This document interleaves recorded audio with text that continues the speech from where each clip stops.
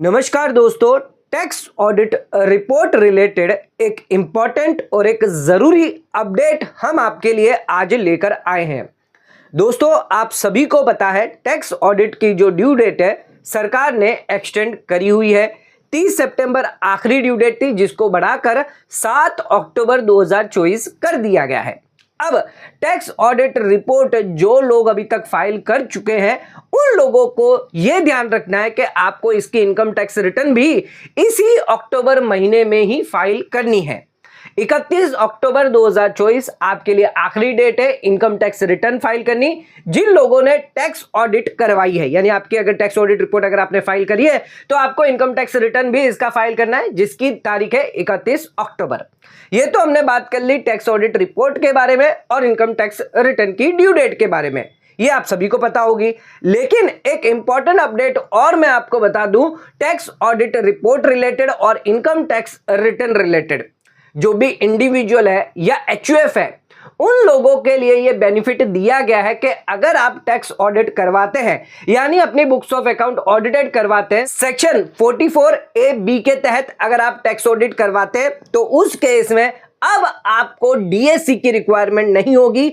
चाहे आप form 3CD या 3CB फाइल करें या फिर इनकम टैक्स रिटर्न भी अगर क्यों ना फाइल कर रहे हो, आपको मैंडेटरी डीएससी लगानी नहीं है। आपके पास अदर ऑप्शन भी अवेलेबल है। आप आधार ओटीपी के थ्रू कर सकते हैं, आप नेट बैंकिंग ईवीसी मोड या फिर बैंक के ईवीसी मोड के थ्रू भी कर सकते हैं। तो अदर मोड से भी आप ईवीसी के थ्रू टैक्स ऑडिट रिपोर्ट और इनकम टैक्स रिटर्न जो वो वेरिफिकेशन कर सकते हैं। सरकार ने ये अमेंडमेंट किया था जिसके अंदर ये बदलाव किया गया था, अगर आप इंडिविजुअल है, एचयूएफ है, तो आपको ये बेनिफिट दिया जाएगा, जिसमें इस बेनिफिट से अगर आपका चार्टर्ड अकाउंटेंट 3CD या tax audit report form file करता है तो आप बिना डीएससी के भी उसको एक्सेप्ट कर सकते हैं, और जो भी इनकम टैक्स रिटर्न है उसमें भी आपको डीएससी की रिक्वायरमेंट नहीं होगी। वहां पर भी आप ईवीसी या आधार ओटीपी के मोड के थ्रू भी अपने इनकम टैक्स रिटर्न फाइल कर सकते हैं। यानी जो इंडिविजुअल एचयूएफ है उन लोगों के लिए डीएससी अब मैंडेटरी नहीं है,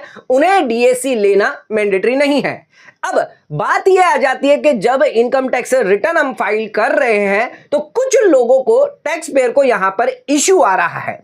जो लोग अपने इनकम टैक्स रिटर्न फाइल कर रहे हैं, फाइल करने के बाद वो ईवीसी जो है वो लेटर कर रहे हैं, ई वेरीफाई जो है वो लेटर कर रहे हैं, यानी बाद में इसको वेरीफाई करेंगे, तुरंत उसको वेरीफाई नहीं कर रहे। उन लोगों के केस में दिक्कत ये आ रही है, जब वो ई वेरीफाई करने जा रहे हैं तब वहां पर ईवीसी मोड नहीं दिखा रहा, वहां पर डीएससी यानी डिजिटल सिग्नेचर के थ्रू ही वेरिफिकेशन बता रहा है। तो ये एक दिक्कत जो है वो टैक्स पेयर को आ रही है इनकम टैक्स पोर्टल पर। इसके रिगार्डिंग बहुत लोगों ने कंप्लेन करी है कि यहां पर इनकम टैक्स रिटर्न जो है वो फाइल कर रहे हैं, लेकिन वहां पर ईवीसी मोड नहीं बल्कि डीएससी का जो मोड है वो यहां पर दिया गया है कि आप डीएससी से जो है वो अपना रिटर्न जो है वेरीफाई करें। तो यहां पर बहुत सारे जो टैक्स पेयर है उनकी यह कंप्लेन आ रही है। अब दोस्तों, इसका सॉल्यूशन क्या है, तो ध्यान रखिएगा, अगर आपने अपनी इनकम टैक्स रिटर्न फाइल कर दी है लेकिन ई वेरिफिकेशन लेटर किया है तो उस केस में आपको डिस्कार्ड ऑप्शन चुनना होगा। जो भी आपने रिटर्न फाइल करिए उसको डिस्कार्ड कर दीजिए और एक फ्रेश इनकम टैक्स रिटर्न जो वो फाइल करें, और ध्यान रखें इंस्टेंट आधार वेरिफिकेशन यहां पर अप्लाई करें, यानी इंस्टेंट ई वेरीफाई करें। आप ई वेरीफाई लेटर जो है वो ऑप्शन चूज ना करें। अगर आप ई वेरीफाई लेटर चूज करेंगे तो उस केस में आपको डीएससी का मोड यहां पर दिखाई देगा, आप ईवीसी के थ्रू नहीं कर पाएंगे, आपको एरर मैसेज यहां पर आना स्टार्ट हो जाएगा। अगर आप फ्रेश रिटर्न फाइल कर रहे हैं तो आपको डायरेक्टली यहां पर ई वेरीफाई करना है इंस्टेंट, आपको ई वेरीफाई लेटर ऑप्शन नहीं चूज करना है। और अगर आपने ऑलरेडी फाइल्ड कर दिया है, ई वेरीफाई लेटर जो चूज कर लिया, तो उस केस में आप डिस्कार्ड ऑप्शन चूज करें, फिर से अपनी रिटर्न फाइल करें और इंस्टेंट ई वेरीफाई कर दें।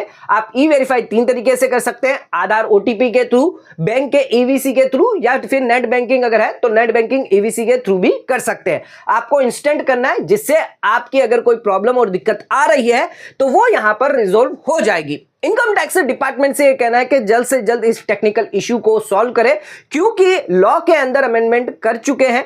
इंडिविजुअल एचयूएफ दोनों को ही यहां पर बेनिफिट दिया गया है ईवीसी और अदर मोड से, चाहे वो इनकम टैक्स रिटर्न क्यों ना हो या टैक्स ऑडिट फॉर्म क्यों ना हो, दोनों ही केस में यहां पर डीएससी की मैंडेटरी रिक्वायरमेंट नहीं है। तो पोर्टल पर यह दिक्कतें कई लोगों को आ रही है कि ई वेरीफाई लेटर कर रहे हैं, जिसके बाद वो अगर वेरीफाई करने जा रहे हैं तो वहां पर डीएससी का ऑप्शन दिया जा रहा है, ईवीसी वहां पर अलाउ नहीं किया जा रहा है, जबकि लॉ के अंदर अमेंडमेंट आ चुका है और जिसकी वजह से यहां पर ईवीसी ऑप्शन उन्हें मिलना चाहिए। जो भी इंडिविजुअल एचयूएफ है, फर्म्स, एलएलपी कंपनी, उन लोगों के लिए अलाउ नहीं है। उन लोगों को यहां पर जो इनकम टैक्स रिटर्न है वो यहां पर डीएससी के मोड से ही फाइल करना होगा। हालांकि जो फर्म एलएलपी है उनके लिए इनकम टैक्स रिटर्न जो वो ईवीसी मोड दिया गया, लेकिन एक्सेप्टेंस जो टैक्स ऑडिट फॉर्म रिपोर्ट जो एक्सेप्टेंस है वो अभी भी उनके लिए डीएससी मोड दिया गया है। तो यहां पर इंडिविजुअल एचयूएफ के लिए रिलैक्सेशन है, तो पोर्टल पर ये टेक्निकल ग्लिचेस आ रही है तो उसको आप ऐसे रिजॉल्व कर सकते हैं।